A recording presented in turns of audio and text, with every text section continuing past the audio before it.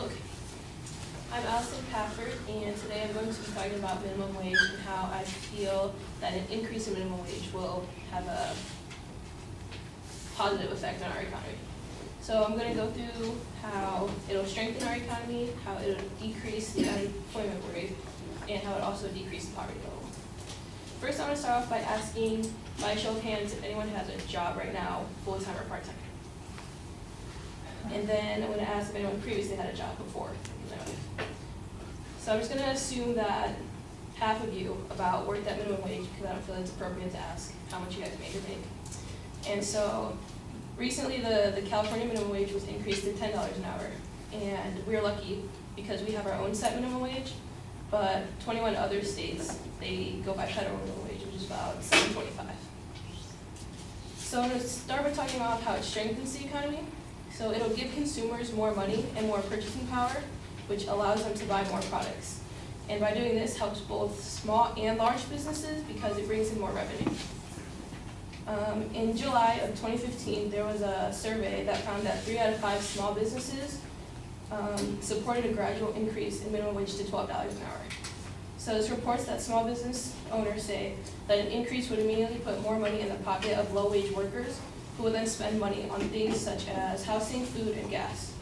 And this will boost the demand for goods and services, and it will help stimulate the economy and create opportunities. So on the topic of opportunities, I want to transition into talking about my second minor claim, which is it will decrease the unemployment rate. So by increasing minimum wage, it will decrease the unemployment rate because it decreases employee turnover rates, which also helps small businesses, because it means less people will leave a job because they don't agree with the amount of money they're making. So a Harvard Business School professor, Zeynep Tom, recently wrote in a Harvard Business Review that the key to breaking the trade-off of bad jobs is a combo of investment in workforce and practices that benefit employers, customers, and the company. So he agrees that reducing turnovers will strongly and positively affect the economy and other businesses. And it will also increase job growth, since companies will have more money and they'll hire more people eventually. So in a letter to Barack Obama, there were about 600 economists that wrote, in recent years there have been important developments in the academic literature on the effect and increase in minimum wage. Increase in minimum wage shows little to no negative effect even when the labor market is weak. So workers spending additional wages would raise demand, job growth, and help on the job front. So more jobs would also decrease the rate of poverty. And this brings me to my last claim, minor claim, that increasing minimum wage decreases poverty. So there was a study done by the University of Massachusetts that concluded that 39% increase in the federal minimum wage would immediately reduce the poverty level. And it would reduce it by 1.7 percentage points, which would then immediately bring 4.6 million people out of poverty. And over time, it would bring 6.8 million people out of poverty. So this also reduces the need for some government programs like welfare in Section 8, which is government assistance in housing. So with so many people no longer needing assistance, we'll have more money with our government to fund it into other projects. So at this point, I would like to reinstate the claims I went over, which is raising minimum wage will strengthen the economy, decrease unemployment, and decrease the poverty level. Are there any questions?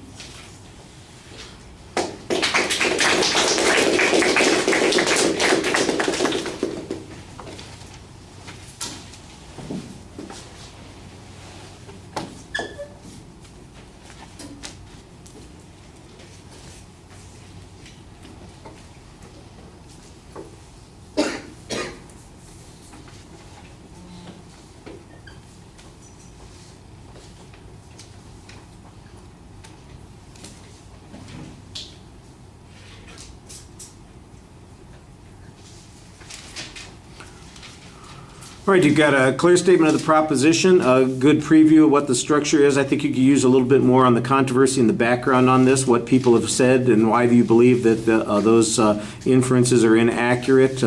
especially since you cite a statistic, a survey of 600 economists who claim the opposite of what has traditionally been said about this. So that seems to me like there's where your controversy is, and I think you want to have that earlier in the speech.